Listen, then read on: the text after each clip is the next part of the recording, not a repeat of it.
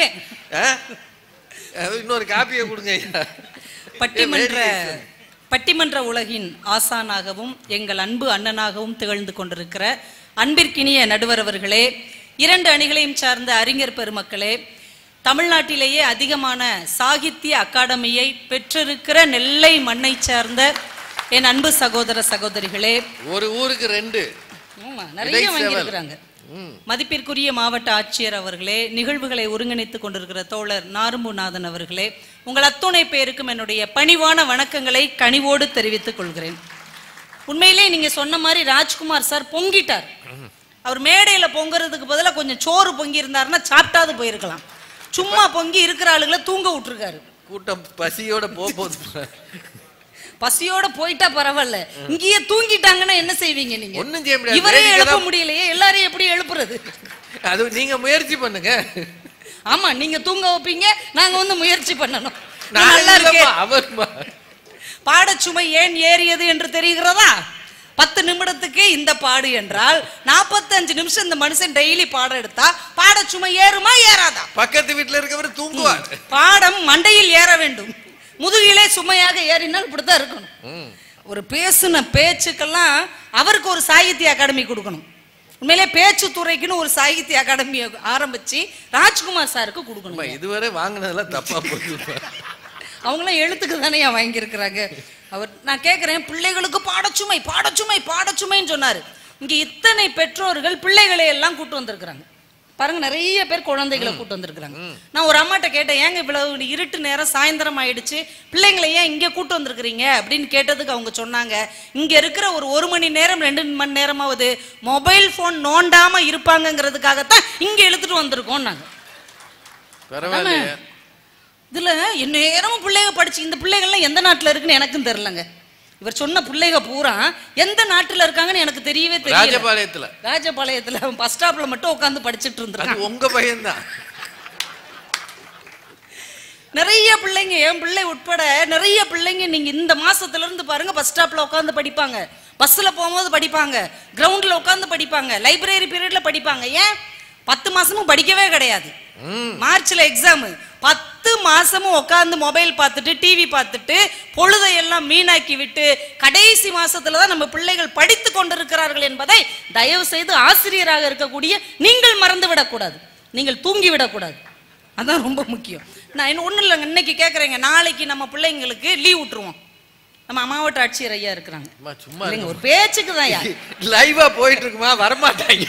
ஒரு பேச்சுக்கு லீவ் விட்டுருவோம், ஒரு பேச்சுக்கு தானங்க ஒரு லீவ் விட்டுருவோம். பாடமும் நீங்க படிக்கவே வேண்டாம்னு சொல்லிடுவோம். என்ன பண்ணுவாங்க நம்ம பிள்ளைங்க நினைக்கிறீங்க? அம்பிட்டு மொபைல் போனை கொடுன்னு வாங்கி உட்காந்து அனிமின்னு ஒரு தொடர் இருக்குதுங்கய்யா. அனிமி அப்படின்னு ஒரு வெப் சீரிஸ் இருக்குது, ஜப்பான் நாட்டு வெப் சீரிஸ். அது 700 எபிசோடு 10ஆம் கிளாஸ் மாணவர்கள் பார்த்திருக்கிறாங்க தொடர்ந்து 700 எபிசோடு. நீங்க என்ன சீரியல் பாக்குறீங்க? என்ன பேரு? அனிமி. அனிமியா? ஆமா, அதுல நருட்டோன்னு ஒருத்தன் வருவான், அவன் தான் ஹீரோ. ஒருத்தன் இன்னைக்கு சொல்றான், பட்டிமன்றம் பேசுறதோட இதையும் பாக்குறீங்களா? பார்த்தத கேட்டேன், நருட்டோ பட்ட கஷ்டத்தை விட நம்மெல்லாம் கஷ்டப்பட போறோம் அப்படிங்கிறான். ஜப்பான்ல இருக்கிற ஒரு அனிமியோடைய கேரக்டர் இந்த பிள்ளைகள் பார்த்து கொண்டிருந்தால் பாடத்தை எப்படி படிப்பாங்க? நான் கேட்கறேங்க சிம்பிளா, அன்னன்னைக்கு சொல்லி கொடுக்கிற பாடத்தை அன்னன்னைக்கு படிச்சா பாடம் சுமையாக இருக்குமா சுகமாக இருக்குமா? மனசாட்சியை தொட்டு சொல்லுங்க. நம்ம வீட்டு பிள்ளைகள் அன்னன்னைக்கு பாடத்தை படிக்கிறார்களா? இல்ல, படிக்கல இருந்தா ஒத்துக்கிட்டாங்க அந்த அம்மாவே. ஏன் பாடத்தை படிக்கவில்லை என்றால் அவர்கள் வலைத்தளங்களில் தங்கள் வாழ்க்கையை செலவழித்துக் கொண்டிருக்கிறார்கள். ஒரு துளி காலையில 7 மணிக்கு மழை விழுந்துட்டோம், டிவியை போடுங்கிறாங்க. எதுக்கு? லீவ் விடுறாங்களான்னு பாரு. ஏன்னா ஒரு துளி மழைக்காடா மாடியில இருந்து அந்த அம்மா போர்வையை காய போட்டுக்கிட்டு இருக்குடா, அது சலார்னு தெரிச்சு விட்டுருக்குது. அப்படியாக்கும் நான் கூட மறுபடியும் வெள்ளம் வந்துருச்சாக்குன்னு சந்தோஷப்பட்டேன். வெள்ளம் வந்துருச்சாக்குன்னு சந்தோஷப்பட்டுக்கிட்டு இருக்கிறாங்க. அவன் வீடெல்லாம் இழந்து வண்டிகளை இழந்திருக்காங்க. இவன் மறுபடியும் எப்போ வெள்ளம் வரும், லீவ் விடுவாங்க, மொபைல் பார்த்துக்கிட்டு இருக்கணும். இந்த குழந்தைகள் ஆசைப்பட்டு கொண்டு இருக்கிறார்கள். வாத்தியார் இவ்வளவு கோவப்படுறாரு பயங்கரமா. சார் எவ்வளவு பேசியிருக்கிறாரு, எனக்கு என்ன செய்யனே தெரியல. அந்த காலத்தில் அவர் நல்லவர், ராஜ்குமார் சார் நல்ல மனிதர். எப்படி அந்த காலத்துல வாத்தியார்கள் பாடங்களை ரசித்து நடத்தினார்கள், நாங்கள் ருசித்து படித்தோம். இன்னைக்கு நாங்க லேகிய மாதிரி திணிக்கிறோம், அவன் வாந்தி எடுக்கிறான். பிரச்சனை எங்க வந்துச்சுன்னு தெரிஞ்சுச்சா? பாடம் சுமை அல்ல, பாடம் நடத்துகிற வாத்தியார் தான் சுமை என்பதை தானே ஒத்துக்கொண்டிருக்கிறார். சாட்சி அதுவா வந்து சொல்லிட்டு போயிருச்சு. பிற பாடம் சுமையா தானே இருக்கும். என்னென்னத்தையும் பாவம் அவரை ரொம்ப படுத்தாதீங்க. நான் வராமையே என்னை அவர் படுத்தினார்ல. நான் பாட்டுக்கு நான் சூசுவான்னு ஒரு ஓரமா தான் உட்காந்து என்னத்தையும் எழுதிக்கிட்டு. எப்படி உட்காந்துருந்தீங்க? சூசுவான்னு உட்காந்துருந்தேன். அவர் என்னைய பிடிச்சி வம்புக்கு இழுத்து அப்புறம் நான் பதிலுக்கு என்னத்தையா சொல்லணும்ல. இல்லைன்னா நெல்லை மாவட்டத்து மக்கள் என்னை பத்தி என்ன நினைப்பாங்க? ராஜபாளையத்துக்கு வந்து வாழ்ந்தவரை எம்பிட்டு பேசுறாரு, அந்த ஊர்லயே பிறந்தவையே ஊமையா இருக்கான்னு நினைப்பாங்களா இல்லையா? உங்களை போய் ஊமைன்னு வாங்க பதில் சொல்லாம இருக்காளே நினைப்பாங்கல்ல. நீங்க ஒரு விஷயம் ஞாபகம் வச்சுக்கோங்க, பாடச்சுமையினால பிள்ளைங்க படிக்கல, அது காரணம் இல்ல, அவங்க வலைத்தளத்திலேயே இருக்கிறதுனாலதான் படிக்கவே இல்லை என்பதை தயவு செஞ்சு புரிஞ்சுக்கோங்க. முன்னாடி எல்லாம் வலைத்தளத்தில் உள்ள ஆபத்து கொஞ்சம் கம்மியா இருந்தது. என்ன தெரியுமா? வலைத்தளங்களை நம்ம பிள்ளைகள் பார்த்து கொண்டு மட்டும்தான் இருந்தார்கள். இன்னைக்கு நம்ம வீட்டு பிள்ளைகள் அதில் பங்கேற்று கொண்டிருக்கிறார்கள் என்பதை தயவு செய்து மறந்து விடாதீர்கள். ஒரு டிக்டாக்காவது பண்ணாத பிள்ளை நம்ம வீட்டில் இருக்கிறதா? ஒரு ரீல்ஸாவது போடாத பிள்ளை யார் வீட்லயாவது இருக்குதா? வாட்ஸ்அப்ல நிகழ்வுகளை பரிமாறாத பிள்ளைகள் இருக்கிறதா? ஃபேஸ்புக்ல அக்கௌண்ட் இல்லாத பிள்ளை இருக்கிறதா? இன்ஸ்டாகிராம் இல்லாத பிள்ளை இருக்கிறதா? இன்றைக்கு நம் வீட்டு பிள்ளைகள் எல்லாருமே வலைத்தளத்தின் எல்லா ஆப்புக்குள்ளும் மாட்டிக்கொண்டு ஆப்படித்து போய் உட்கார்ந்து இருப்பது போல இருக்கிறார்கள். அதுதான் இன்னைக்கு எல்லாமே பிரச்சனை. திருக்குறள் உளுந்து உளுந்து சொல்லி கொடுக்குறாங்க வாத்தியார்கள், அதெல்லாம் அவனுக்கு புரியவே மாட்டேங்குது. ஆனா அவனா உருவாக்குறான் ஒரு திருக்குறள். ரீல்ஸ் பாத்தீங்களா? அப்பாவுக்கு அப்பா என்னப்பா, எங்க அப்பா எல்லாரையும் விட கெத்தப்பா, அவனுக்கு பிடிச்ச திருக்குறள் அவனா எழுதுறான். ஐயா ரீல்ஸ்ல வருது. ரீல்ஸ்ல ஆமா, இத பார்த்துட்டு இதே மாதிரி நம்ம பிள்ளைங்க ரீல்ஸ் போடுறாங்க. அது எப்படி அவங்களா போட்டுட்டு இருக்காங்க? உங்களுக்கு நிறைய நேரம் இருக்குமா இதெல்லாம் பாக்குறீங்க? நான் வேலை வெட்டிக்கு போல இல்லைங்கய்யா, அவங்கள மாதிரி ஆசிரியராவோ பேராசிரியராவோ நான் இல்ல. இங்க யோசிச்சு பாருங்க, மனப்பாட பாடல் அவ்வளவு நாள் சொல்லி கொடுக்குறாங்க, எழுத வரல சொல்ல வரல. ஆனா இன்னைக்கு பிள்ளைகளை கூப்பிட்டு கேளுங்க, உருளைக்கிழங்கு செல்லக்குட்டி அப்படின்னா என்ன சொல்வீங்க? உருளைக்கிழங்கு செல்லக்குட்டி எங்க போச்சு, கத்தரிக்காய் கூடக்குள்ள தூங்க போச்சு. இந்த பாட்டு சிலபஸ்லயே இல்லாம பிள்ளைங்க மனப்பாடம் பண்ணி வச்சிருக்கோம். நான் சொன்ன உடனே அந்த பிள்ளை எந்த வாத்தியாரும் சொல்லி கொடுக்கல, எந்த வாத்தியாரும் சொல்லி கொடுக்கல. அப்ப பாட்டா சொல்லி கொடுங்க, புரியுற மாதிரி சொல்லி கொடுங்க. ஏன்னா இந்த வலைத்தளத்தை பார்த்து பார்த்து அவங்களுடைய நினைவுகளே மங்கி போய் விட்டது. நடுவர் அவர்களே, எதிர்மறை வாக்கியம் எழுதுன்னு அன்னைக்கு ஒரு டீச்சர் கொடுத்துருக்காங்க, குட்டையில் நீர் நிரம்பி உள்ளது அப்படின்னு. அதுக்கு எதிர்மறை எழுதுறான், நெட்டையில் நீர் நிரம்பி உள்ளதுன்னு எழுதியிருக்கான் ஒருத்தன். ஏரி பாசனம் நன்று, இறங்கி பாசனம் நன்றுன்னு எழுதி வச்சிருக்கான், ஆப்போசிட். அப்ப எந்த அளவுக்கு இவங்க வந்து மொழியை மறந்து இந்த வலைத்தளத்துக்குள்ள சிக்கி சீரழிந்து கொண்டிருக்கிறார்கள். தயவு செஞ்சு நீங்க புரிஞ்சுக்கோங்கயா. வாத்தியார்கள்லாம் லவ் டுடே பார்க்காதீங்க, இவர் லவ் டுடே பார்க்குற வயசா இல்லம்மா, பார்த்தவங்க அவருக்கு சொல்லியிருக்காங்க. அவர் சொன்னாரு, எனக்கு தான் லவ் டுடே பார்க்குற வயசு, ரேவதி மேடத்துக்கு கிடையாதுன்னு அவர் தான் ஏன் சொன்னாரு. சரி, இதுக்கியா சொல்லி மாட்டிக்கிறீங்க? வலை பின்னல்களாக இருக்கிறது. ரொம்ப நல்ல படமா அம்மா அது? யாருக்குங்க தெரியும்? உங்க மொபைல் அவர்கிட்ட கொடுத்து பாருங்க, அப்ப தெரியும். என் மொபைல்ல அந்த படம் இருக்கா? இல்ல இல்ல, அந்த படத்தோட கான்செப்டே அதான். ஓ அப்படியா? ஆமா ஆமா. இப்ப ராஜ்குமார் சார் மொபைல்ல அவங்க ஒய்ஃப் கிட்ட கொடுத்துறணும். அப்புறம் என் மொபைல் எதுக்கு அவர்கிட்ட கொடுக்க சொன்னீங்க? ஒரு பேச்சுக்காக பேச்சுக்காக. ஆண் மொபைல பெண்ணிட்ட கொடுக்கணும், அது கணவன் மொபைல். என் மொபைல் அவர்கிட்ட கொடுக்க சொன்னா என்ன அர்த்தம்? அவருக்கு ஒன்றும் பார்க்க தெரியாதுன்னு அர்த்தம். இப்ப ராஜ்குமார் சார் மொபைல ஒரு ஒய்ஃப் கிட்ட கொடுத்துட்டோன்னு வைங்க, அவர் எப்படி சிக்கி சீரழிஞ்சு சின்னாபண்ணாமாக போறாரு. அவர் ஏடிஎம் கார்டே அங்கதான் இருக்கு. ஏடிஎம் கார்டு பின் நம்பர் கூட மனைவிட்ட கணவர்கள் சொல்லிடுவாங்க. ஆனா மொபைல் போனுடைய அந்த பேட்டர்ன் யாராவது மனைவிக்கு சொல்லுவீங்களா? சொல்லுவோம், சொல்லிட்டு உடனே மாத்திடுவோம்.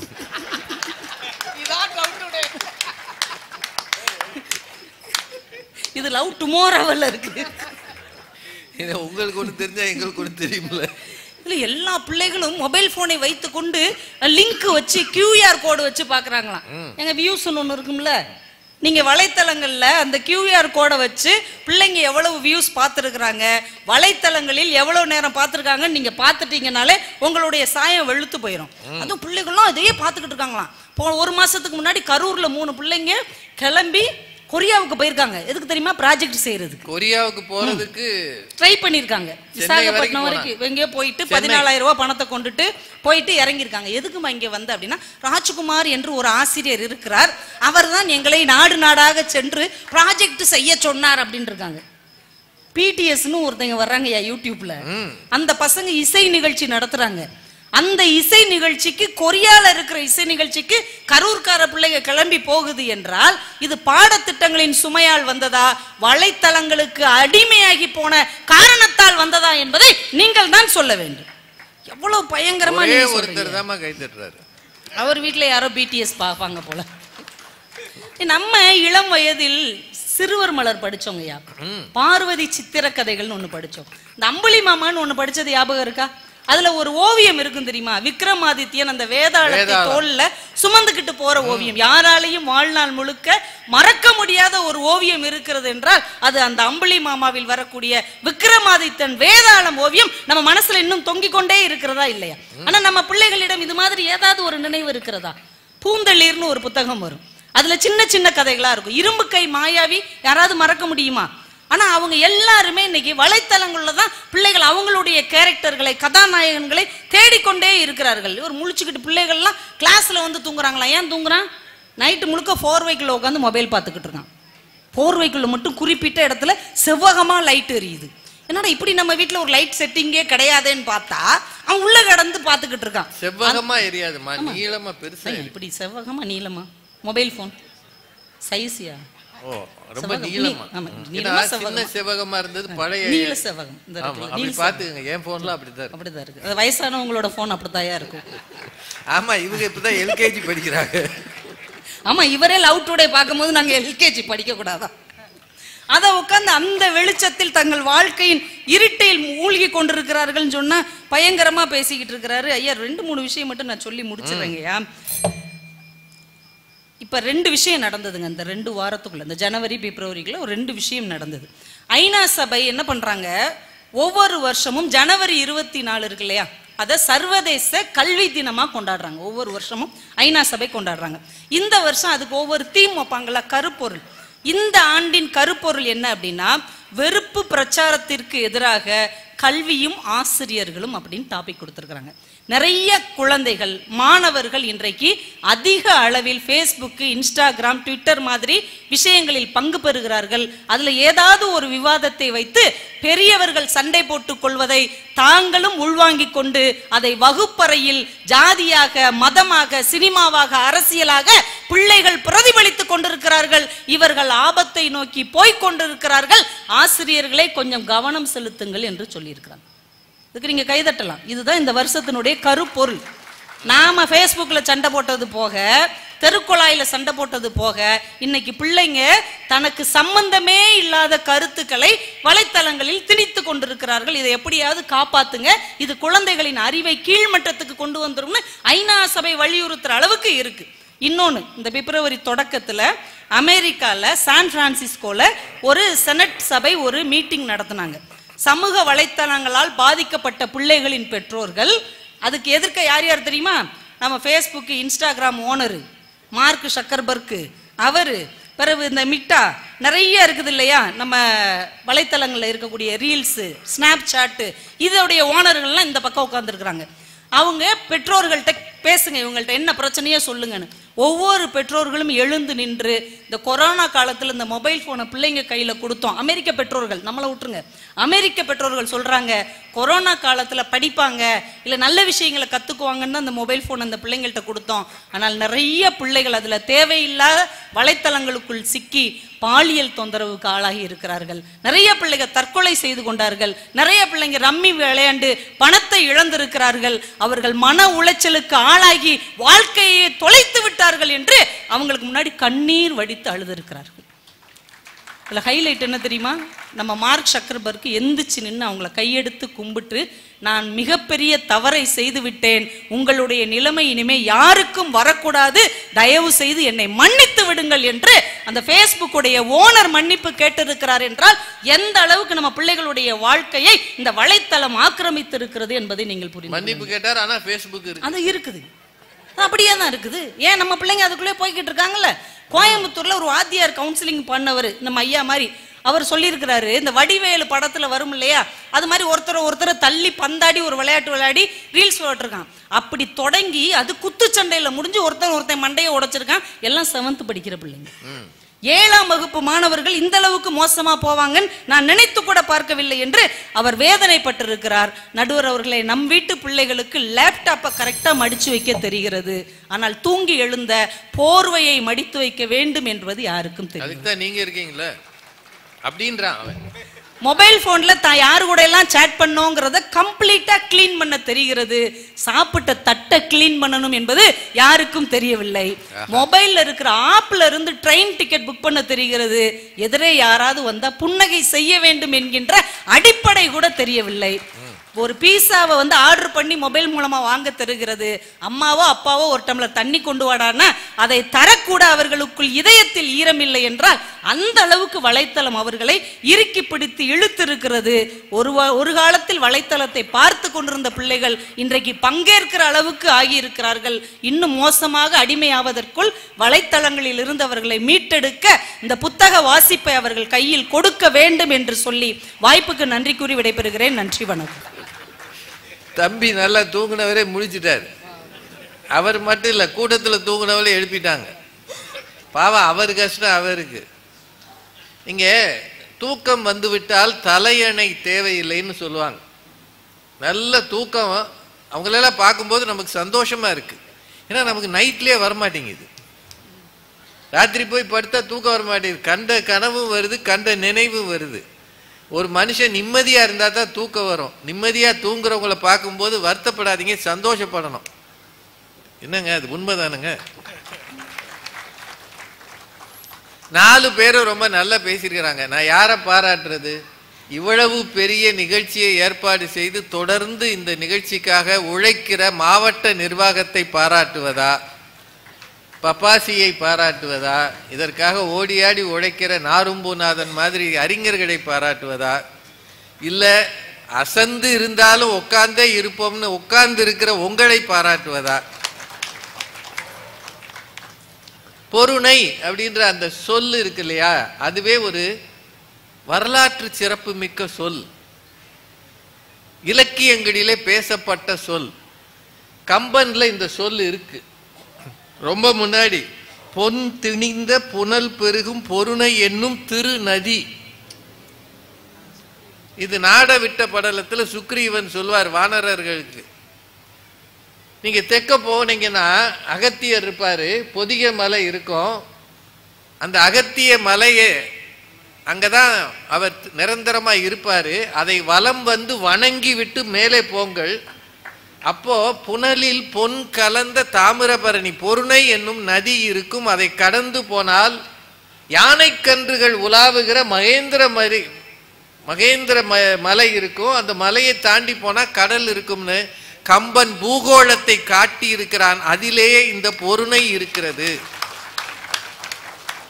இந்த பொருணையை கொண்டு வந்து தலைப்பா வச்சு இத்தனை பேர், இவ்வளவு தமிழ் அறிஞர்களை கூட்டு வந்து எங்களை மாதிரி இளைஞர்கள், சரி கொஞ்சம் வயசான, ஏன்னா எல்லாரும் இளைஞர்னும் போது நாங்களும் சொல்லுவோம்ல, எங்களை மாதிரி சின்ன பிள்ளைகளை சேர்த்து பட்டிமன்றம் வச்சு கேட்குறீங்கன்றது நல்ல விஷயம். நிறைய பட்டிமன்றங்கள் நடந்திருக்கு. அதுல இது இந்த தலைப்பு கொஞ்சம் மாணவர்களை பற்றியது. இன்னைக்கு மாணவர்கள் எதிலுமே இன்ட்ரெஸ்ட் காட்டுறது இல்லை. இன்னொரு 10 நிமிஷம் எடுத்துக்கலாமா? நான் கூட்டத்துக்கு கேட்குறேன், பரவாயில்லையா? சாப்பிட்டு வந்துட்டீங்களோ? இன்னைக்கு மாணவர்கள் எதிலுமே ஆர்வம் காட்டுவதில்லை. சாப்பிடும் போது கூட அவனுக்குள்ள ஒரு ஆர்வம் இல்லை. நாங்க எல்லாரும், என்னோட வயசுக்கு சொல்றேன், அப்பெல்லாம் தினசரி காலையில பழைய சாதம் தான் இருக்கும். எப்பவாவது இட்லி இருக்கும். அந்த இட்லி வேகும் போது நாங்க வெந்திருக்கிறோம். யா எப்படா வேகும்? அதுல அந்த சைடுல கூடி கொஞ்சம் அந்த ஆவி வந்துச்சுன்னா வெந்துருச்சு எடுங்கன்னுவோம்.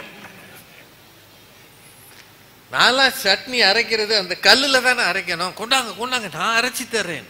அம்மா சொல்றாங்க இந்த படுக்கையெல்லாம் மடக்க மாட்டேங்கிறான்னு.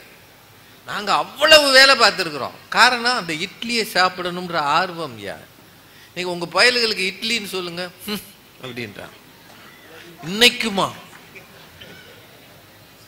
இந்த அவருக்கு கொடுங்க. யாருக்கு? அப்பாவுக்கு. அவர் தான் செமிக்க மாட்டாம உட்காந்துருக்காரு. ஏன்? ஒரு சப்பாத்தி ஒரு பரோட்டா காலையில். இவன் பள்ளிக்கூடம் போறது 7:30. பரோட்டா உட்காந்து குத்திக்கிட்டா இருக்கும் அந்த அம்மா. போடா, ஒரு சாப்பிடுறதுல கூட ஆர்வம் இல்லை. நமக்கே தெரியாம பீஸா ஆர்டர் பண்றானே, நீங்க பாருங்க உங்க வீடுகள்ல பீட்சா வரும்போது வேகமா வாங்குவாங்க, ஒரு ஓரம் பிச்சு தின்னுட்டு அது அப்படியே கிடக்கும்.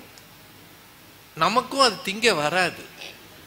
ஏன் பெரியவர்களுக்கு சொல்றேன், முடிஞ்சா ஒரு பீஸா சாப்பிட்டு பாருங்க, ஒரு ஃபுல் பீஸா வாங்கி சாப்பிட்டு பாருங்க, அப்புறமா கடவுள் பார்த்துக்குவார். மீதி நெல்லையப்பர் காந்திமதி தான். இவ்வளவு அல்வா தின்னாலும் ஒன்றும் பெரிய பிரச்சனை இல்லையா, சுகர் வராத வரைக்கும். ஆனா இந்த வெளிநாட்டு உணவுகள்லாம் நமக்கு ஒட்ட மாட்டேங்குதுயா, என்னவோ தெரியல. இந்த பயல்களுக்கு ஆர்வம் இருக்கு சில உணவு வகைகள்ல, ஆனா சாப்பிடும் போது அதையும் இதை பார்த்துக்கிட்டு தான் சாப்பிட்றான். நீங்க சில சமயம் தட்டை நகர்த்திட்டீங்கன்னு வைங்க, இதை பார்த்துக்கிட்டே இப்படி இப்படின்னு வாங்க, கை மட்டும் போவாங்க, சோறு போங்க. இந்த அளவுக்கு மோசமாக பிள்ளைகள் ஏன் இருக்கிறார்கள்? அவன் எதுலயே ஆர்வம் காட்டலையே, வாசிக்கிறதுல எப்படி ஆர்வம் காட்டுவான்? இதுதான் இன்னைக்கு கேள்விங்க. ரெண்டு வகையா பேசியிருக்கிறாங்க. பாடச்சுமை, அது ஒரு கோஷ்டி. ஐயா சொன்னார் வாசிக்கிறதுனா என்ன, அதுல லயிக்கணும், மனசுல ஆகணும், அப்பதான் அது வாசிப்பு அப்படின்னாரு. அவர் என்ன சொல்றாரு, சைக்கிள் டெஸ்ட் நடத்துறோம், பைக் டெஸ்ட் நடத்துறோம், கார் டெஸ்ட் நடத்துறோம். அவருக்கு தெரிஞ்சதெல்லாம் இவ்வளவு டெஸ்ட் நடத்தினா அவன் என்னவை ஆவான்? நொந்து போறான், ஒண்ணுமே கிடையாது. நீங்க நல்லா யோசிச்சு பாருங்க. இப்ப பரவாயில்லை, தமிழ்நாட்டு பாடநூல் நிறுவனம் இந்த ஒரு பருவத்துக்கும் புத்தகங்கள் எல்லாம் போட்டிருக்காங்கன்னு நினைக்கிறேன். யார் ஆசிரியர் இருந்தீங்கன்னா சொல்லுங்க. முன்னாடியெல்லாம் முழு புஸ்தகமா இருக்கும். இப்ப ஒரு பருவத்துக்கு உரிய எல்லா பாடங்களையும் ஒரு புத்தகமாக்கி கொடுத்துட்றாங்க. கரெக்டா? ஒரு டேர்ம்னா பருவம். முன்னாடி அத்தனையும் தூக்கிட்டு இருக்கணும், இவன் கொஞ்ச நாள்லயே பின்னாடி கிழிச்சிருப்பான். கடைசி டேர்ம் வரும்போது அந்த பக்கமே இவங்கிட்ட இருக்காது. இப்ப அப்படி இல்லை, தனித்தனியா கொடுக்குறாங்க, இலவசமா வேற கொடுக்குறாங்களா, எல்லாமே இலவசம். அது ஒரு சந்தோஷம்தான். அதனால அவன் சுமக்கிறது இல்லை. ஆனா பிரஷர் இருக்கு. பிரஷர் இருக்கா இல்லையாங்க? இங்க யாருக்காவது உங்க பிள்ளை இப்ப நாங்க படிக்கும் போதெல்லாம் 35 மார்க் 40 மார்க் வாங்கினா கொண்டாடுவாங்க. 60 மார்க் வாங்கிட்டான்னா கெடாதான். பெயிலா போனா இவன் தான் கெடா. 60 மார்க் வாங்கிட்டான்னா அவ்வளவு பெரிய சந்தோஷம். நம்ம பரம்பரையிலேயே 6ஆம் நம்பரை பார்த்ததே இல்லடா, எல்லாம் 3 4 4 3 தான்டா இருக்கும். 60 வாங்கியிருக்கானடா என் புள்ள, தெருவே சொல்லுவான். ஐயா இன்னைக்கு 98 வாங்கினவன அப்பா பாக்குறாரு, இன்னும் 2 எங்கடா, 2 எங்க? இதுக்கு இத்தனை டியூஷனுக்கு பணம் கட்டினடா, அதெல்லாம் ஒரு அக்கௌண்ட்ல போட்டிருந்தாலும் வட்டியாவது வந்திருக்கும். நீ எல்லாம் பிள்ளையாடா. அவர் சொல்றாரு பாருங்க, எத்தனை ரவுண்ட் ஆஃப் டியூஷன், காலையில எந்திரிச்சதுல இருந்து ஓடுறான். பள்ளிகள் ஸ்பெஷல் கிளாஸ்ன்னு போட்டு பிதிக்கி எடுக்குது அவனை. அவன் கொஞ்சம் கூட நிம்மதியா இருக்கிறது இல்ல, படாத பாடுபடுறான். இது எல்லாத்துக்கும் மேலங்க, இது சொன்னா சரியா தப்பான்னு எனக்கு தெரியல, இந்த கோ எஜுகேஷன் வந்த பிறகு வகுப்பறை ரொம்ப கஷ்டமாயிடுச்சு. இப்ப நாங்க எல்லாரும் கல்லூரிகள்ல படித்த பாடங்கள் இன்னைக்கு பள்ளிகளுக்கு வந்துருச்சு. உங்களுக்கு தெரியும் இல்லையா, பிசிக்ஸ், கெமிஸ்ட்ரி, பயாலஜி, இதெல்லாம் யாருக்காவது இருக்கா? டீச்சர்ஸ் இருக்கீங்களா? அவங்கெல்லாம் வீட்டுக்கு தூங்க போயிட்டாங்களா? சரி, இந்த மாதிரி பாடங்கள் டாக்டருக்கு தெரியும். மனித உடல் அமைப்பை பற்றிய பாடங்கள் எல்லாம் +2க்கு வந்துருச்சா? 10th +2. ஆண்களும் பெண்களும் இருக்கிற ஒரு வகுப்பறையில ஆசிரியர் அதை நடத்த கூசுறார். பயலுக ஒரு மாதிரி சிரிக்கிறாங்க, பொம்பளை பிள்ளைங்க கஷ்டப்படுது. இது வகுப்பறைக்கு இருக்கிறவங்களுக்கு தான் தெரியும். ரொம்ப சிரமமான சில பாடங்களை எல்லாம், அதாவது ஒரு மெச்சூரிட்டி வந்த பிறகு அவன் தெரிந்து கொள்ள வேண்டியதை பள்ளி பருவத்திலேயே சொல்லித் தருவதால் பாலியல் ஈர்ப்புகள் வர வாய்ப்பு இருக்கிறது. அதான் உண்மை. நீங்க பையனை திட்டீங்கன்னு வைங்க, இப்போ எங்க காலத்துல எல்லாம் வாத்தியார் குத்துன்னு குத்துவார். அட்டின்னா அது எங்களுக்கு அந்தோணிதாசன் ஒருத்தர் இருந்தாரு. அவர் அந்த அவர் தமிழையா உள்ள நுழையும் போது எவன் மேலேயாவது கோபம் வந்து குத்துனாருன்னா நல்ல நங்குன்னு குத்துவாரு. திரும்பி போய் போர்ட்ல எழுதி போடுவார். திரும்பி திடீர்னு வந்து குத்துவார் அவனை. அந்த வகுப்பு 45 நிமிஷமா அவன் அடி வாங்கி அவன் நொந்துருவா. டேய் நான் ஓடிடுறேன்டா இங்கே, அது இருந்தாலும் போயிட்டு இன்ஸ்டால்மெண்ட்ல குத்துவாரு. அவருக்கு அப்படி ஒரு இது இருந்தது. நல்லா அடிப்பாரு. இன்னைக்கு அடிக்கிறதுன்றதை யோசிக்கவே முடியாது. ஆனா வகுப்பறைக்குள்ள ஒரு பையனும் ஒரு பொண்ணும் ஏதோ பரிமாறுகிறார்கள்னு தெரிஞ்சா கூட ஆசிரியர் ஒன்றும் சொல்ல முடியாது. உண்மையா இல்லையா? பரிதாபமா பார்த்துக்கிட்டு இருக்கிறார். அது ஒரு லவ் டுடே. என்ன செய்வார் அவரு? ஏதாவது சொன்னா மன உளைச்சலை உருவாக்கினார் இந்த ஆசிரியர் அப்படின்னு சொல்லி லெட்டர் எழுதிடுறான். இல்லாட்டி வீடியோ காலில் ஏதாத்தையாவது சொல்லி வீடியோ பதிவு பண்ணிடுறான். இதை தாண்டி பெற்றோர் அந்த பிள்ளைகளை நீ டாக்டர் ஆகணும், என்ஜினியர் ஆகணும், ஃபாரின் போகணும்னு ப்ரெஷர் கொடுக்குறாங்க. அப்புறம் நம்ம ஊரில் தான் ஏற்கனவே தகுதி தேர்வுகள்லாம் இருக்க. எனக்கு அது புரிய மாட்டேங்குது. அதை சொல்லவும் கூடாது, ஏன்னா அது லைவில் போயிட்டுருக்கு. இதையும் படித்து அதுக்கும் படித்தா அவன் என்னையா ஆவான்? இத்தனை நுழைவுத் தேர்வுகளா? அந்த காலத்தில் இதெல்லாம் இருந்துச்சு ஐயா? இல்லை. நான் இது வேறு தெய்வ குத்தம் ஆகிடும். இது வேறு நமக்கு வம்பு. ஏன்னா நம்ம பிள்ளைகள் தே ஆர் அண்டர் ப்ரெஷர்ன்றதை ஒத்துக்கிறீங்களா இல்லையா?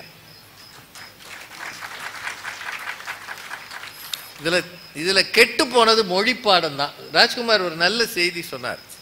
மொழி பாடங்களுக்கு உரிய மரியாதையை நம்முடைய கல்வி திட்டம் தரவே இல்லை. மொழியை பற்றிய அக்கறை உங்களுக்கே இல்லை என்றால் புத்தகங்களை பற்றி அவனுக்கு எப்படி அக்கறை இருக்கும்? தமிழாசிரியர் வேகமாக நடத்தினால் அதை கேட்டுட்டு ஆச்சரியப்படுவான். ஆங்கில ஆசிரியர் புதிதான நூல்களை அறிமுகம் செய்தால் அவன் பார்த்துட்டு எங்கேயாவது படிக்கலாம்னு நினைப்பான்.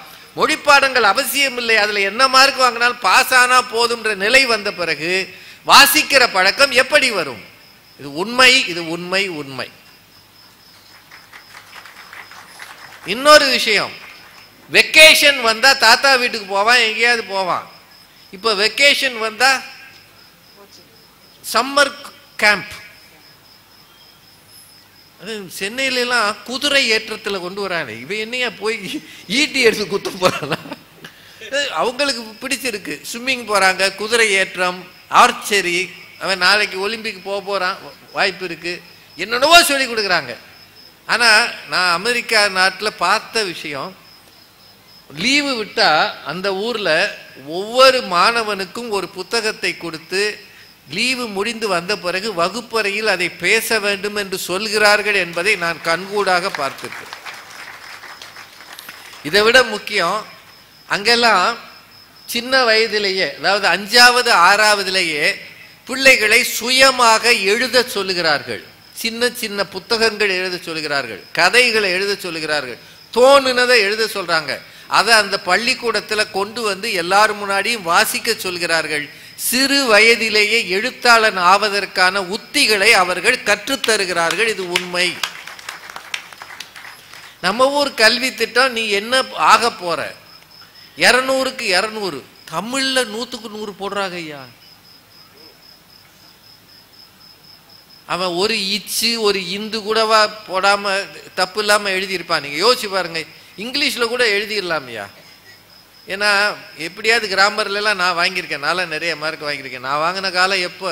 75ல். இப்போ இங்கிலீஷில் தமிழில் 80க்கு மேலே வரவே வராது. 90 போட்டால் புண்ணியம். அதாவது தமிழ்நாட்டு ஃபர்ஸ்ட் மார்க்கே 88 89 தான் வரும். இப்போ 100க்கு 100 600க்கு 600 பிள்ளைகள் வாங்குதுன்னா எனக்கு புரியலையா? நாம முந்தி படிச்சிட்டோம். பேசாம திரும்ப ஒரு தடவை SSLC எழுதலாம். எங்கேயோ இடிக்கிறது. மொழி பாடங்களுக்கு உரிய முக்கியத்துவத்தை நாம் தரவில்லையோ, அதனால் பிள்ளைகள் வாசிப்பதில் தள்ளி போகிறார்களோ? பாடச்சுமை பெருகி இருக்கிறது, படித்தே ஆக வேண்டும் என்ற கட்டாயம் இருக்கிறது. பெற்றோரும் ஆசிரியரும் திணிக்கிறார்கள். அதுதான் காரணம் என்று இவர்கள் சொன்னதை நாம் இந்த நேரத்தில் மரியாதையாக அங்கீகரிக்கிறோம். இதை உரியவர்கள் யோசிக்க வேண்டும். யார் யார் பொறுப்பில் இருக்காங்களோ அவங்க யோசிக்கணும். ஆசிரியர்களுக்கு அதுல பொறுப்பு இருக்கு. மாணவர்களை தட்டி கொடுக்கணும். அவன் கிரியேட்டிவிட்டி இருந்தால் அவனை ஒரு கவிதை எழுதி கொண்டு வந்தா பாராட்டணும். டேய் நல்லா இருக்குடா உன் கவிதை, இன்னும் 4-5 எழுதிட்டு வாடா, நான் திருத்தி தரேன்டா. ஒரு 100 கவிதை வேணாண்டா, 25 கவிதை எழுதா சின்ன புத்தகமா கூட போடுவோம்டா. உனக்குள்ள ஒரு எழுத்தாளன் ஒழிந்திருக்கிறான் என்று எப்போது பள்ளி பார்க்கிறதோ அப்போது மொழியை பற்றிய ஆசையும் அக்கறையும் வளரும், வாசிப்பு வரும். உங்க கையில ஏதாவது ஒரு நல்ல புத்தகம் கிடைக்குதா, அந்த புத்தகத்தை கொடுத்து இதை வாசிச்சு பாருங்கன்னு சொல்லலாம். எத்தனையோ புத்தகங்கள் வந்து போகிறது. ஏன்னா எனக்கு என்னவோ இன்றைக்கு வாசிக்கிற பழக்கத்தை ஆசிரியர்களே குறைத்து இருக்கிறார்கள். சொன்னா திட்டுவாங்க. தயவு செய்து தினசரி, குறிப்பாக கல்வித்துறையில் இருக்கிறவங்க, ஒரு தமிழ் நாளிதழும் ஆங்கில நாளிதழும் கட்டாயம் வாசிங்க. தயவு செய்து உலக நடப்புகளை தெரிஞ்சுக்கங்க. வேறு வகை இலக்கியங்களை படிங்க. நீங்க படிச்சீங்கன்னா தான் வகுப்பறை சுவாரஸ்யமாக இருக்கும். வகுப்பறை சுவாரஸ்யமாக இருந்தால் நீங்கள் அறிமுகப்படுத்துகிற எதையோ ஒன்றை அந்த 40 பேர்ல ஒருவனாவது தேடி போவான். நீங்க புதுசு ஆதவன் தீட்சன்யா அப்படின்னு ஒரு பேரை சொல்லுங்க, ஜெயமோகன் ஒரு பேரை சொல்லுங்க, எஸ்ரா ஒரு பேரை சொல்லுங்க, ஏதாவது ஒரு புதிய எழுத்தாளர் பேரை சொல்லுங்க. அப்படி சொல்லும் போது எங்க இருக்குனாவது தேடுவான் அவன். நீங்க அதையெல்லாம் விட்டுட்டு 200க்கு 200 200க்கு 200 போனீங்கன்னா அவனுக்குள்ளே வாசிக்கிற பழக்கம் வந்து சேருவது கடினம். இப்போ மாணவர்களுக்கு இருக்கிற பாடச்சுமை தான் அப்படின்றது முழுக்க உண்மை. அதோட விட்டுறலாமா, முடிச்சிடலாமா, வேணாமா? இவங்க இந்த அம்மாலாம் பாருங்க, லவ் டுடே பத்தி எவ்வளவு அழகா சொன்னாங்க. உங்க என் மொபைலை எடுத்து இவர்கிட்ட கொடுத்துடணுமா, அவர் மொபைல் என்கிட்ட கொடுத்துடணுமா? எனக்கு வர்ற கால்லாம் அவருக்கு போயிடும், அவருக்கு வர்றதெல்லாம் எனக்கு வரும். எங்க வீட்டுக்கு நான் போறதா இல்லையா? இந்த நூற்றாண்டு இந்த யுகம் ரொம்ப சிக்கலான ஒரு யுகம். அந்த காலத்துல குறிஞ்சி மலர் அப்படின்னு நாப்பாவுடைய ஒரு நாவல் வந்தது. அது தொடராக வரும்போது அந்த கதாநாயகன் அரவிந்தனுடைய நடை உடை பாவனையை ஒட்டுமொத்த தமிழகமே அங்கீகரித்தது.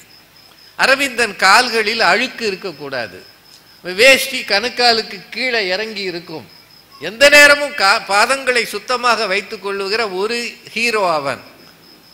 அந்த அந்த காலத்துல வீட்டுக்கு வீடு அதை அங்கீகரிச்சு ஏத்துக்கிட்டாயா. அவனை மாதிரி எத்தனை பேர் அன்னைக்கு பிறந்த பிள்ளைகளுக்கு அரவிந்தன்னு பேர் வச்சாங்க ஐயா. பொன்னியின் செல்வன் வரும்போது விரட்டி விரட்டி படிச்சாங்க. பேராசிரியர் தமிழறிஞர் சாலமன் பாப்பையா சொல்வார், அந்த காலத்துல அது வாங்குற புத்தகம் வாங்குவதற்கு அவர்கிட்ட காசு இல்லையா. பக்கத்து வீட்டில் ஒரு வசதி படைச்சவங்க அந்த காலத்துல புக்கு வாங்கிட்டு வர சொல்லுவாங்களாம். இவர் ஓடி போய் அதை கொண்டு வந்து படிச்சுட்டு அந்த அம்மாட்ட கொடுப்பாராம். அந்த அம்மா வரும்போதே கேட்குமா, நீ படிச்சியா? அப்படியே தான் நான் கொண்டு வர சொன்னேன். ஏன்னா அந்த அம்மாவுக்கு என்னன்னா காசு கொடுத்தவங்க படிக்கணும்னு ஆசையா, ஓசி வாங்கி படித்திருக்கிறார்கள். மோகமொழி வந்தப்போ யமுனா வாழ்ந்த துக்காம்பாளைய தெருவை தேடி போனவன் எத்தனை பேர் இருந்தா தெரியுமா கும்பகோணத்துல? நீங்க எத்தனை முறை கும்பகோணம் போனாலும் ஜானகிராமன் காட்டிய கும்பகோணத்தை உங்கள் கண்களில் காணவே முடியாது இல்லையா? கற்பனையில பார்த்தாயா. அந்த கற்பனையை உருவாக்கி தந்தது அன்றைய இலக்கியங்கள், நாவல்கள், புதினங்கள் அத்தனையும். நீங்க இருக்கிற தலைமுறைக்கு ஒரு கற்பனையும் இல்லையே.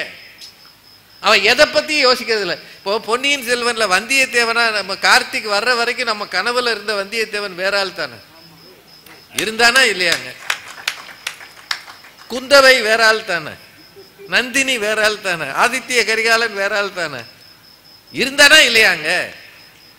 கடல் புறா சாண்டில்யன் படிச்சுட்டு கற்பனையில் தூங்காம எத்தனை பேருங்க இருந்திருக்கான். அந்த மாதிரி ஒரு அழகி உலகத்தில் இருப்பாளாங்க.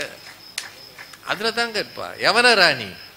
இப்போ வேடிக்கை என்னன்னா, ரொம்ப கம்மியா வார பத்திரிகைகளே குறைஞ்சு போச்சு.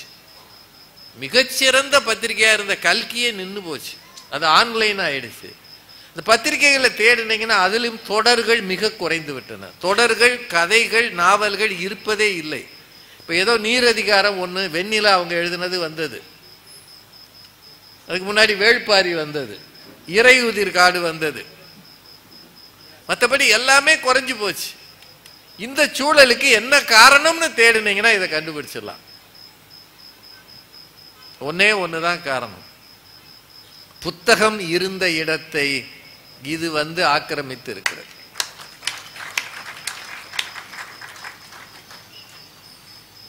என்னங்க, கபாலீஸ்வரர் கோயில்ல போய் 2 பேர் டான்ஸ் ஆடி ரீல்ஸ் போட்டிருக்காங்க. எங்க போச்சு?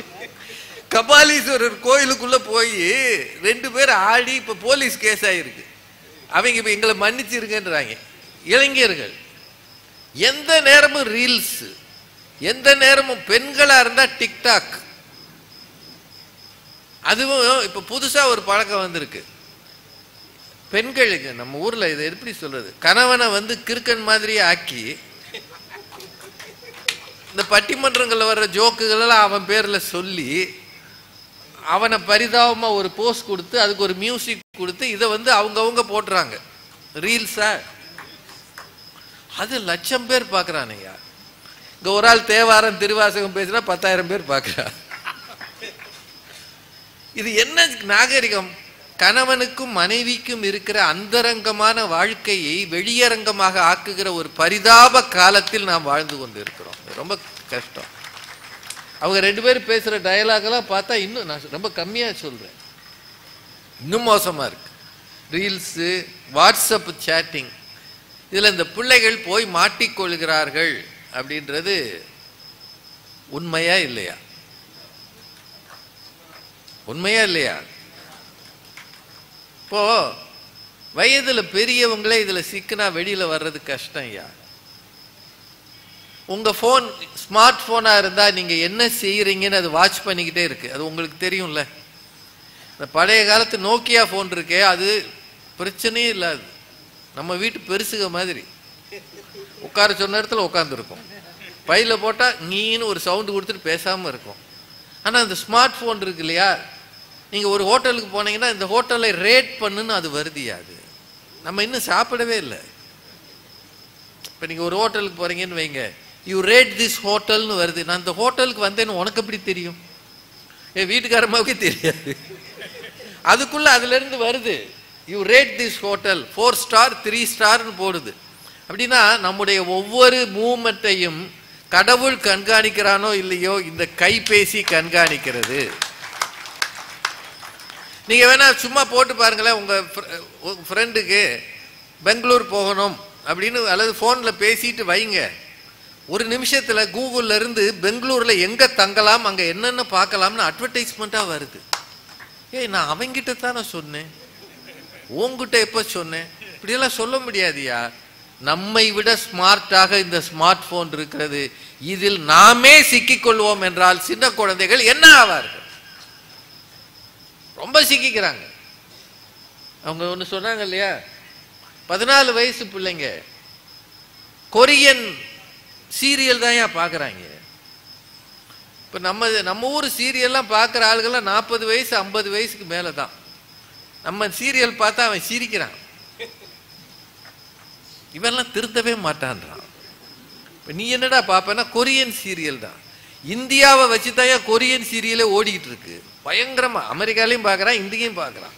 அந்த சீரியலை பார்த்துட்டு அங்கே இருக்கிற மியூசிக் குரூப்பை பார்க்கறதுக்கு திருப்பூர்லேருந்து 3 பொம்பளை பிள்ளைங்க கிளம்பி சென்னை வரைக்கும் போயிருக்கு. போய் 14,000 ரூபா கையில் வச்சுட்டு நாங்கள் கொரியா போகிறோம்னு இருக்கு. அந்த பிள்ளைகளுக்கு எவ்வளோ அறிவு இருக்கு பாருங்க. பாஸ்போர்ட் இல்லாமல் விசா இல்லாமல் போக முடியாதுன்னு தெரியலை, 14,000 ரூபாயை வச்சு ஃப்ளைட் டிக்கெட் வாங்க முடியாதுன்னு தெரியலை. ஆனால் அங்கே போகணுன்ற உந்துதல் இருக்குன்னா இவர்களை இந்த வலைத்தளங்கள் கட்டி வைத்து கைதிகளாகிக்கிறது.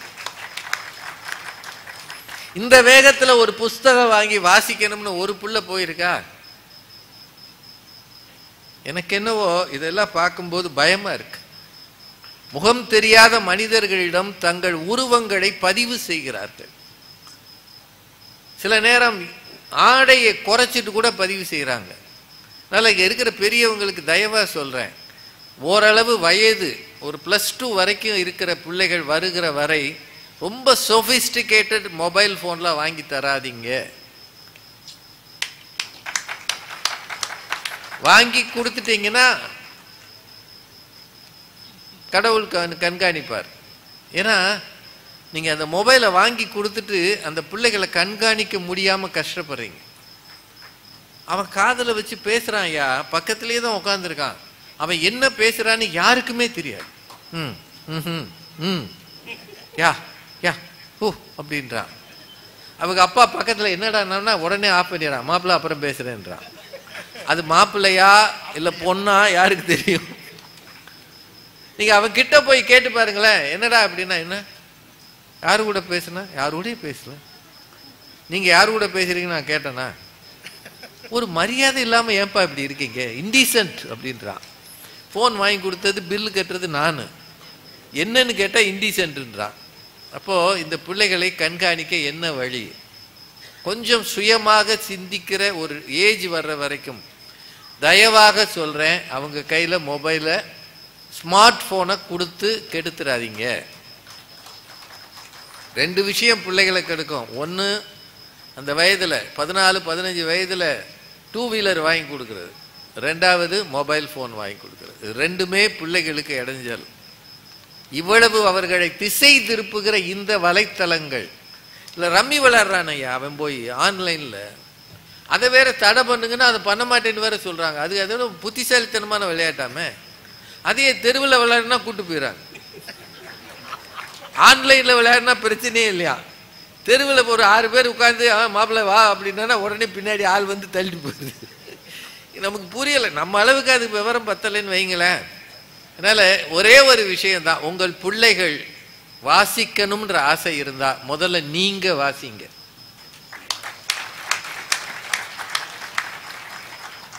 நம்ம பிள்ளைகளுக்கு முன்னாடி உட்காந்து சொல்லுவோம்ல, வீட்டு முன்னாடி சொல்லுவோம்ல, ஏய் தின்னு, இல்லாட்டி இந்த அவர் கொடுத்துருவேன், உடனே தின்னோம் சின்ன வயசுல. இப்போ நீங்க என்ன செய்கிறீர்களோ அதை பார்த்து பிள்ளைகள் இமிட்டேட் செய்வார்கள். சின்ன வயதுலேருந்து அப்படித்தான். கற்றுக் கொடுக்கிற பெற்றோர் கொஞ்சம் வாசிக்கவும் கற்றுக்கொள்ளுங்கள். உங்க வீட்டில் ஒரு 5 புஸ்தகமாவது இருக்கட்டும். எந்த சமயம் சார்ந்தவர்களாக இருக்கிறீர்களோ அந்த சமய நூல்களை வாங்கி வையுங்கள். நாம் இந்த மண்ணின் மைந்தர்கள் என்று இருப்பதால் திருக்குறள் வாங்குங்க, ஒரு தேவாரம் வாங்குங்க, ஒரு திருவாசகம் வாங்குங்க, முடிந்தால் இன்னும் பல சமய நூல்களை வாங்குங்க. சமயம் கடந்த வாசிப்பு இருக்கிறவன் தான் கடவுளுக்கு மிக அருகில் இருக்கிறான் என்று அர்த்தம். சமய சிந்தனையை தாண்டி போகணும். அப்படி போகிற பிள்ளை வாங்கி வைங்க. சிறு குழந்தைகளுக்கு இந்த புத்தக கண்காட்சியில் நிறைய நூல்கள் இருக்கு, வாங்கி கொடுங்க. சுயசரிதைகளை வாங்கி கொடுங்க, எத்தனையோ சுயசரிதைகள் இருக்கு.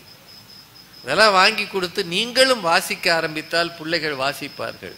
இன்றைக்கு அவர்கள் வாசிக்காமல் இருக்க காரணம், உதவி செய்ய முடியாமல் தடுமாறுகிற பள்ளிகள், கல்வி சூழல், ஒண்ணுமே தெரியாமல் இருக்கிற பெரும்பகுதி பெற்றோர்.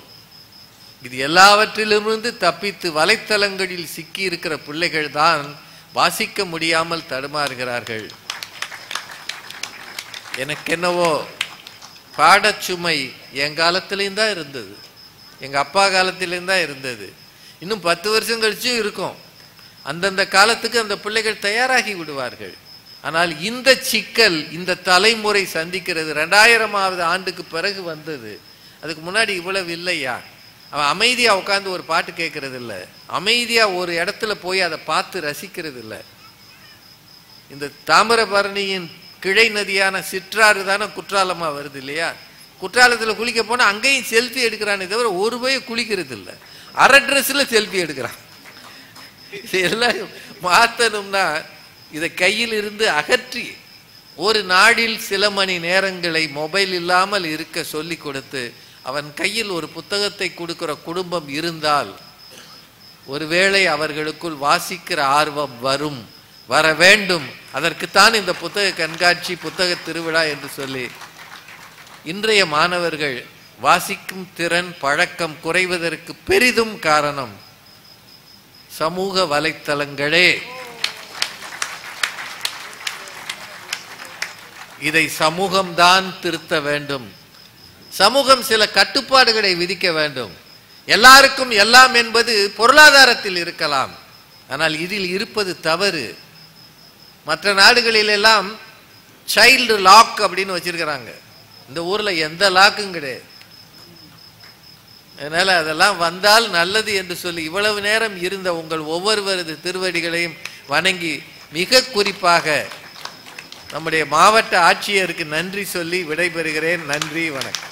இந்த தகவல் உங்களுக்கு பிடிச்சிருந்தா லைக் பண்ணுங்க, உங்க ஃப்ரெண்ட்ஸுக்கு ஷேர் பண்ணுங்க, மறக்காம எங்க சேனலுக்கு சப்ஸ்கிரைப் பண்ணுங்க.